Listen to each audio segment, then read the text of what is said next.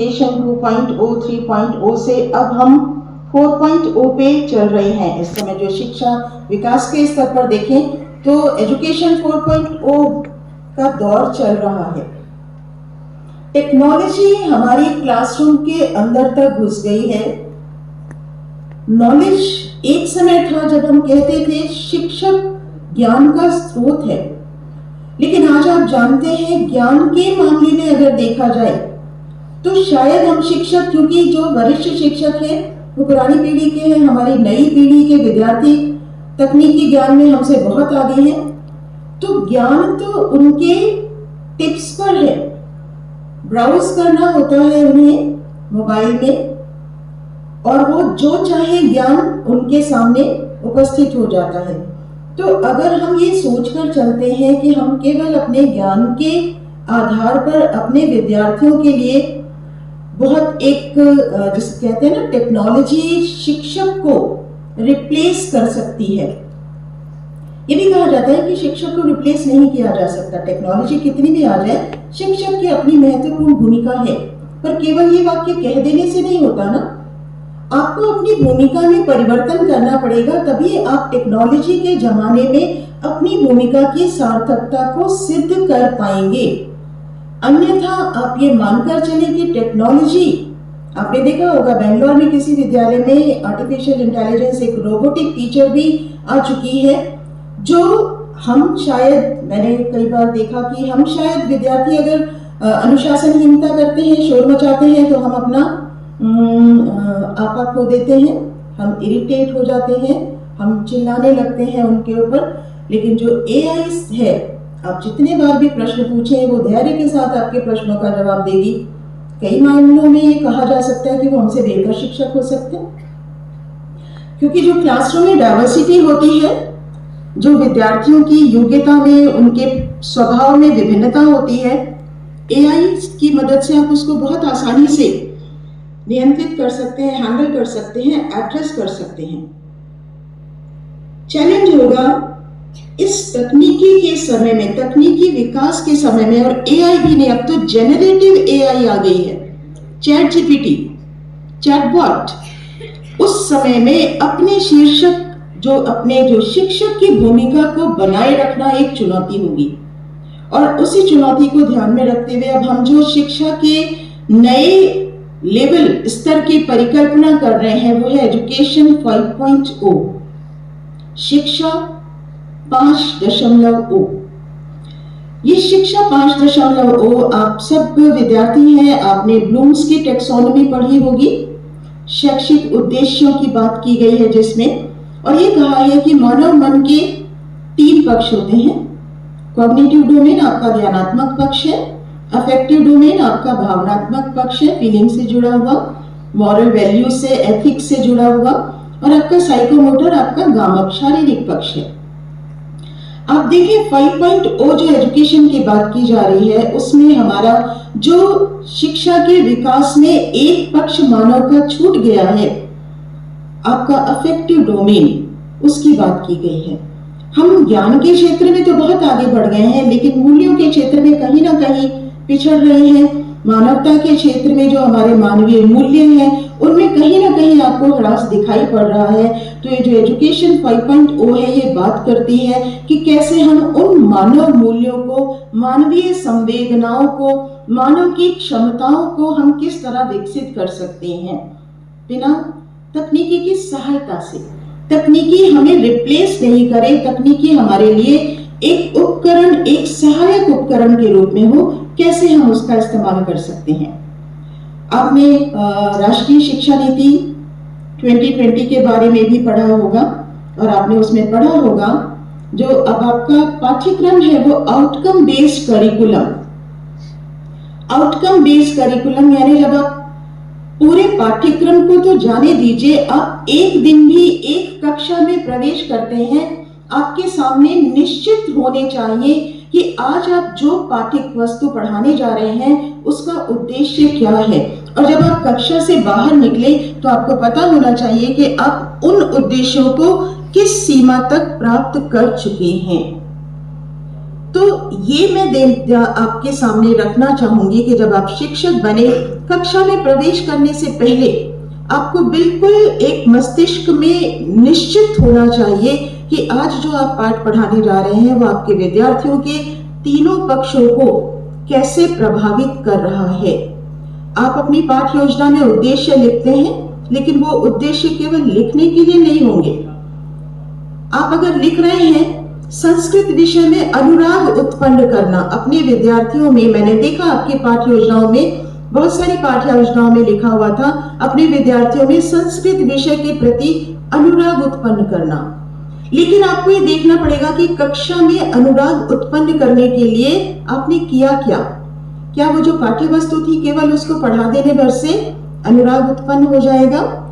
मेरे लिए प्रभावी शिक्षण वो है कि मैं किसी कक्षा में घुसूं, प्रवेश करूं और मैं देखूं कि वो पढ़ा रहे और मेरा वहां से उठने का मन नहीं हो। बहुत से विद्यार्थी ऐसे पढ़ा रहे थे और वो संस्कृत विषय पढ़ा रहे थे और मेरा मन हुआ कि मैं उनके कक्षा में बैठी रहूं और सुनूं कि वो क्या पढ़ा रहे हैं, क्या बता रहे हैं। संस्कृत मेरा विषय नहीं है, मुझे प्रिय है, समझ में आता है, बोलने में दिक्कत है, बोल नहीं सकती हूँ, लेकिन मेरा मन हुआ कि मैं बैठूं और पढ़ूं उस कक्षा में, उठ के नहीं जाऊं। वो कार्य की मजबूरी थी तो थोड़ी देर ही रुकना संभव हुआ, लेकिन वो शिक्षक हैं जो अपने विद्यार्थियों में अपने विषय के प्रति अनुराग उत्पन्न कर सकते हैं। और वो अनुराग आप तब उत्पन्न कर सकते हैं जब आपको खुद को उस विषय में अनुराग हो। आपको उस विषय में अनुराग होगा तभी आप अपने विद्यार्थियों में अनुराग उत्पन्न कर पाएंगे। आपको अपने व्यवसाय से अनुराग होगा तो आप अपने विद्यार्थियों में भी वो अनुराग पैदा कर पाएंगे। शिक्षण एक कौशल है और वो बहुत सारे छोटे छोटे कौशलों से, सूक्ष्म कौशलों से मिलकर बना है। तो वो सूक्ष्म कौशलों पर आपको ध्यान देने की जरूरत है। अगर आप चाहते हैं कि आपका शिक्षण प्रभावी हो तो वो जो सूक्ष्म कौशल हैं, आपने पढ़े होंगे माइक्रो टीचिंग के बारे में, सूक्ष्म शिक्षण के बारे में, जिसमें हम एक एक सूक्ष्म कौशल को लेकर उसका अभ्यास करते हैं, फिर उसे अपने सामान्य शिक्षण में जोड़ते हैं। तो उन कौशलों पर अपनी पकड़ बढ़ाइए। मानवीय विद्यार्थी अपने विद्यार्थियों के मानवीय पक्षों को समझने की अपनी जो आपकी योग्यता है उसको बढ़ाइए। आप विद्यार्थी को एक मशीन की तरह नहीं कि जो आपने सिखाया है वो सीख लेगा। उसकी अपनी क्षमताएं क्या है, उसका अपना, ये जो आप साइकोलॉजी प्रैक्टिकल आज आप करते हैं, आपको सिखाए गए हैं, उसका उद्देश्य भी यही है कि आप अपने विद्यार्थियों में जो व्यक्तिगत भिन्नताएं पाई जाती हैं, उनकी सीखने की क्षमता में, उनकी बौद्धिक क्षमता में, उनके अभिप्रेरणा के स्तर में, उनकी रुचि में, उनके जो फिजिकल स्टैमिना हो सकता है, उनको शारीरिक उनकी कितनी क्षमता है, उस सब को जानने में, क्योंकि वो सब आपके शिक्षण को प्रभावित करेगा। वो सारी जो सूचनाएं हैं, वो सारा ज्ञान जो है आपको अपने विद्यार्थियों को समझने में और अपना जो आप जानते हैं उसको उन तक पहुंचाने में आपकी मदद करेगा। राष्ट्रीय शिक्षा नीति में डाइवर्सिफाइड एजुकेशन, इंक्लूसिव एजुकेशन की भी बात की गई है, समावेशी शिक्षा। अब आप शिक्षक बनकर जाएंगे तो आपको अपनी कक्षा में केवल सामान्य विद्यार्थी नहीं, बहुत से ऐसे विद्यार्थी भी मिल सकते हैं जो बहुत वंचित समूहों के हैं, जो शारीरिक रूप से वंचित हैं, जो मानसिक रूप से कम योग्यता रखते हैं, अथवा सांस्कृतिक, सामाजिक, आर्थिक बहुत जो सीमांत पर पड़े हुए जो विद्यार्थी हैं, वो मार्जिनलाइज जिस सोसाइटी के जो बच्चे हैं जिन्हें हम कहते हैं, वो आपको अपनी कक्षा में मिल सकते हैं। उनको पढ़ाने के लिए, उनको शिक्षित करने के लिए जिस तरह की संवेदना चाहिए, जिस तरह की समझ चाहिए, मुझे लगता है आज हम अगर अपने शिक्षक तैयार करें तो ज्ञान से ज्यादा हम उनके इन संवेदनाओं को विकसित करने का प्रयास करें तो बेहतर होगा, क्योंकि ज्ञान अब हमें बहुत आसानी से कहीं से भी उपलब्ध है। ज्ञान जो कहीं भी उपलब्ध है, चाहे वो पुस्तकों के रूप में हो, चाहे वो आपके मोबाइल में, गूगल पे हो, जेमिनाई में हो, चैट बॉक्स में हो, कहीं भी हो, विद्यार्थी और ज्ञान के बीच में शिक्षक है। और मुझे लगता है शिक्षक का कार्य होना चाहिए, जैसे आपने देखा है कभी कोई चिड़िया अपने बच्चों को भोजन कराती है तो चिड़िया जो छोटे छोटे जीव होते हैं, कीड़े होते हैं, उनको पहले अपने मुख में रख के उनको आधा डाइजेस्ट कर लेती है और फिर आधा डाइजेस्ट करके अपने छोटे बच्चों को देती है। तो उन बच्चों के लिए, वो जो छोटे छोटे नवजात शिशु हैं, उनके लिए उस भोजन को पचाना आसान हो जाता है। तो मुझे लगता है ज्ञान और विद्यार्थी के बीच में शिक्षक की वही भूमिका है। हम ज्ञान के स्रोत नहीं हो, लेकिन हम ज्ञान का सरलीकरण करके अपने विद्यार्थियों तक पहुंचाएं ताकि उस ज्ञान को सही तरीके से आत्मसात करने का जो प्रयास है वो हमारे विद्यार्थी कर सके और उस ज्ञान को सही रूप से ग्रहण कर सके। बहुत मुश्किल काम है शिक्षा, कहते हैं, मुझे लगता है सबसे आसान भी है और सबसे मुश्किल भी है। सबसे आसान इसलिए कि सबको लगता है हम खड़े होकर पढ़ा सकते हैं, और सबसे मुश्किल इसलिए क्योंकि पढ़ाना तभी संभव है जब सीखने की प्रक्रिया भी संपन्न हो। पढ़ाना, शिक्षण तब तक नहीं होता जब तक अधिगम ना हो। अधिगम है तो शिक्षण संपन्न हुआ, अन्यथा वो एक भाषण मात्र रह जाएगा, कुछ भी बोलकर आप चले जाइए। विद्यार्थियों ने अगर नहीं सीखा तो अधिगम की घटना संपन्न हो, उसके लिए प्रयास करना है और उसके लिए शिक्षक को एक ऐसा वातावरण रचना है जहां पर वो ही केवल ज्ञान का स्रोत नहीं है। हम केवल इस बात पर अपने आप को बेहतर ना माने कि हम बहुत ज्ञानी हैं। आजकल ज्ञानी होना कोई बहुत बड़ी बात नहीं है। तो विद्यार्थियों और ज्ञान के बीच में शिक्षक है, और शिक्षक की भूमिका उस ज्ञान को सरलीकृत करके विद्यार्थियों तक पहुंचाना है। उस ज्ञान में से भी, क्योंकि अब जो ज्ञान आ रहा है ना, वो भी बहुत तरीके का है। कौन सा ज्ञान ग्रहण करना है, कौन सा ज्ञान ग्रहण नहीं करना है। सोशल मीडिया है, इतनी तरह की इंफॉर्मेशन, सूचनाएं मिलती हैं, क्या उचित है, क्या अनुचित है, क्या ग्रहण करने योग्य है, क्या ग्रहण करने योग्य नहीं है। इस तरह की अगर तर्क शक्ति, चिंतन शक्ति हम अपने विद्यार्थियों में विकसित कर सके तो मुझे लगता है हम अपने व्यवसाय के साथ न्याय कर रहे होंगे, अपनी भूमिका को सही तरीके से निभा रहे होंगे। तो जितने भी यहाँ विद्यार्थी भविष्य के शिक्षक हैं, मेरा उन सब के लिए मेरी शुभकामनाएं हैं। और शिक्षक को हमेशा समय के साथ चलना पड़ता है, क्योंकि आप नई पीढ़ी तैयार कर रहे होते हैं।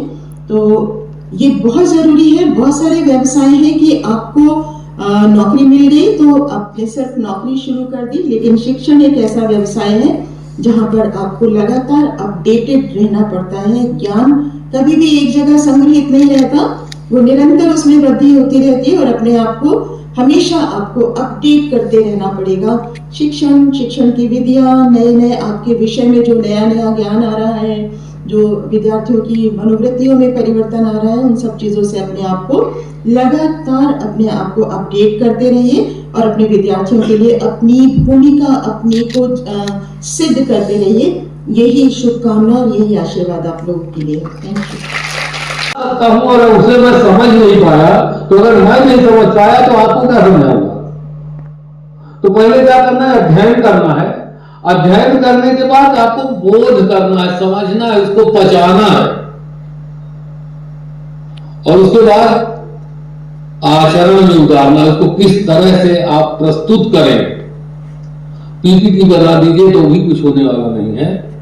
अगर आप अच्छे शिक्षक हैं तो आपकी अभिव्यक्ति से ही छात्र समझ जाएगा। उसके लिए आपको तपस्या करनी, साधना करनी। तपस्या कई तरह की होती है, और अध्यापक का जो जीवन है वो हमेशा तपश्चर्या से युक्त होता है। वो कभी पूर्णता को प्राप्त नहीं करता। जितना आप सोचेंगे मैं पढ़ता जाऊं, उतने ही आपको पढ़ने की ललक बढ़नी चाहिए, बढ़ता जाएगा, आप सीखते चले जाएंगे। और मुझे तो लगता है जो अध्यापक होता है वही विद्यार्थी होता है। आपके सम्मुख जो बैठा है वो अध्यापक होता है। तो अध्ययन करना, बोध करना, फिर उसका आचरण करना, उस आचरण के माध्यम से प्रचार करना,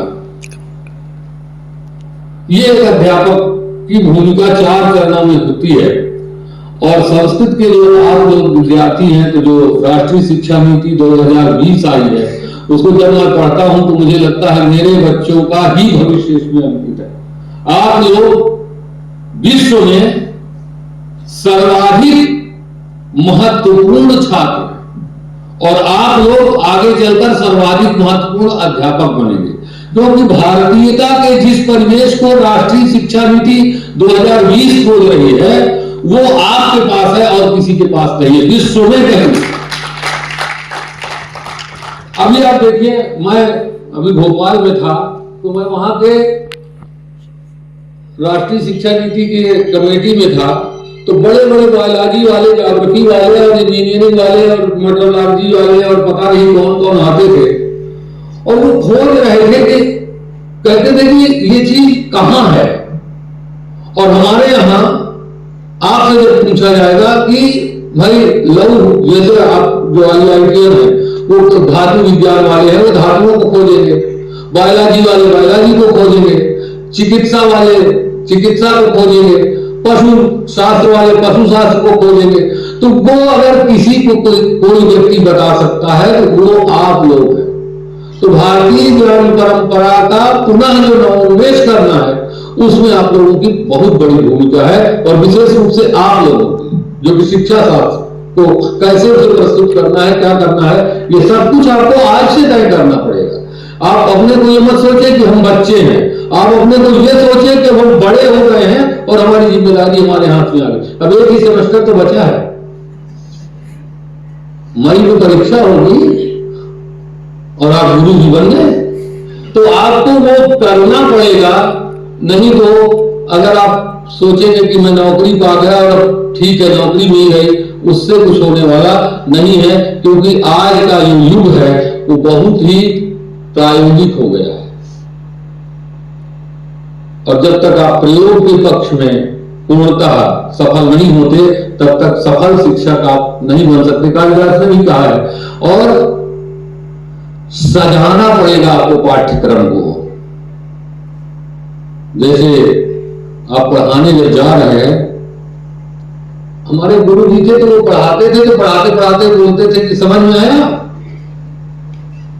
तो अगर हम कहते कि जी, तो कहते थे मुझे एक बार नहीं आता तो तुझे कैसे आ गया।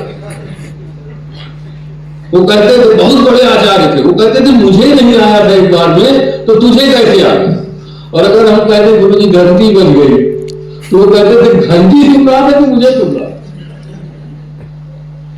मतलब देखिए, मतलब आप अगर तन्मयी भाव को प्राप्त हैं, आप अपने अध्येतव्य विषय के साथ युक्त हैं, माने योग आपका स्थापित हो गया है, तो आपको घंटी नहीं सुनाई देनी चाहिए। और अगर आप समझ नहीं पा रहे हैं तो आपकी निद्रा माने योग निद्रा भंग होनी चाहिए कि यह अभी पंक्ति नहीं लगी। तो वो सारी चीजें आपको करनी पड़ेगी। तो मैं तो समझता हूं कि AI नहीं, चाहे जो भी आ जाए, गुरुजनों की भूमिका बनी ही रहेगी। क्योंकि मुझे लगता है, मैं बहुत AI शायद जानता नहीं, लेकिन मुझे लगता है उसको जो हम सिखाएंगे वही तो सीखेगा। हम जो उसमें भरेंगे वही वो भरेगा, चाहे वो रोबोट हो या जो भी हो। तो आपका महत्व तभी बढ़ेगा आगे, जैसा मैंने ने कहा कि आपको सिद्ध करना है अपनी आवश्यकता को, जब आप उस रोबोट से ज्यादा सीखे रहेंगे। रोबोट को तो नींद आएगी नहीं, आप खा के सो गए, सवेरे उठ के फिर चल दिए, तो फिर रोबोट आपसे अच्छा हो जाएगा। इसलिए वो रोबोट आपके सामने चैलेंज बन के खड़ा है, और मुझे लगता है समग्र मानवता के सामने वो चैलेंज बन के खड़ा है कि मनुष्य सिद्ध करे कि मेरी भी आवश्यकता इस धरती में है। तो आप लोग बहुत बड़े श्रम में अभी 5 दिन से लगे थे, फिर 2-3 दिन की छुट्टी जो भी है उसके बाद फिर लग जाना है। और आप लोगों ने बहुत अच्छा प्रदर्शन किया, ये सुनकर मुझे भी बहुत अच्छा लगा। आप लोग इसी तरह से अच्छा करें, उस अच्छा से आप तो अच्छे बनते ही हैं, हमारी संस्था अच्छी बनती है, हम भी अच्छे बनते हैं, और हमारे आसपास का जो पर्यावरण है वो भी अच्छा बनता है। तो आप लोग इसी तरह चतुर्दिक अभ्युन्नति को प्राप्त करें, आपका जीवन अपने लक्ष्य को प्राप्त करें, और आप संस्कृत विद्या के प्रचार और प्रसार में सिद्धहस्त हों। आपका नाम हमें सुनाई पड़े, हम नतमस्तक हो जाएं जहां आपका नाम आए। इसी शुभकामना के साथ, इसी आशीर्वाद के साथ मैं अपनी वाणी पांडे जी, हमारे इस 6 दिवस की प्रायोगिक परीक्षा के अंतर्गत बाह्य परीक्षक के रूप में परिसर को गौरवान्वित करने वाली अमिता वाजपेयी मैम, वरिष्ठ आचार्य और गुरुजन हमारे आचार्य लोकमान्य मिश्र जी, सम्मानित विभागाध्यक्ष आचार्य गौरांग बाग जी और सभी मेरे साथीगण, प्यारे विद्यार्थियों। कबीर जी की एक दोहा आपको याद होगा, कबीरा संगत साधु की बेगी करी जाए, दुर्मति दूर अगमाए सी देसी सुमति बताए। सज्जनों की संगति हमेशा ही हितकारी होती है। मैडम के द्वारा जो आपको निर्देशन दिया गया, 5 दिन से लगातार निर्देशन, और हर समय आदमी कुछ न कुछ सीखता है। आचार्य पांडे जी के द्वारा जो बात कही गई, संघर्ष तभी आदमी निखरता है।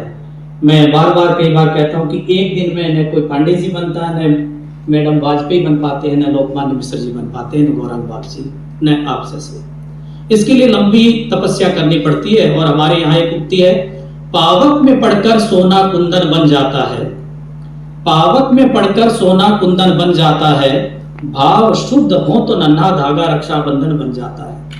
संघर्षों की भट्टी में तपना छोटी बात नहीं, त्याग तपस्या से मानव माथे का चंदन बन जाता है। तो जब तक आप त्याग तपस्या हमारे जीवन में नहीं होगी, तब तक हम आगे नहीं बढ़ सकते। और शिक्षक के लिए बहुत जरूरी है, क्योंकि रूसो ने तो इसके लिए कह दिया, शिक्षक का कोई स्थान है तो वो पर्दे के पीछे, स्वयं पीछे रहता है और आगे उसके विद्यार्थी आगे बढ़ेंगे, उसके लिए सबसे बड़ी गौरव की बात होती है। वहीं रूसो वही प्रकृतिवादी दूसरा शब्द कहता है, शिक्षक एक माली के समान तथा उसके छात्र एक बगीचे के समान है, पौधे के समान है, जिसकी वो निराई गुड़ाई करता है और उसको तैयार करता है, और कुछ भी नहीं इतना बड़ा। हमें जीवन में यदि आगे बढ़ना है, शिक्षक वृत्ति को चुनना है, तो 3 चीजें जो मैंने मेरे गुरु से सीखी हैं, 3 चीजें यदि हम छोड़ दें तो बहुत अच्छे होते हैं। पहला, दंभ, अहंकार। कभी यह नहीं हो कि मुझे बहुत ज्ञान है, आपसे ज्यादा जानकारी रखने वाले भी लोग इस दुनिया में हैं। अहम नहीं होना चाहिए ज्ञान पर। दूसरा, शिक्षक में कभी क्रोध नहीं होना चाहिए। जिस शिक्षक में यदि क्रोध है तो समझ लीजिए वो कुछ तो खत्म हो चुका है, कुछ कालांतर में खत्म हो जाएगा। और तीसरा, ईर्ष्या। यदि एक को देख करके यदि दूसरे में ईर्ष्या भाव जागृत हो रहा है तो समझ लीजिए वो शिक्षक अपनी वृत्ति से दूर होता जा रहा है। इसलिए जो रस्किन की लाइन है उसमें कहा गया है, शिक्षक में क्रोध और घमंड कतई नहीं होना चाहिए। यदि वो है तो समझ लीजिए कुछ वो खत्म हो चुका है, कुछ कालांतर में खत्म हो जाएगा। इन चीजों को हमें दूर करना है।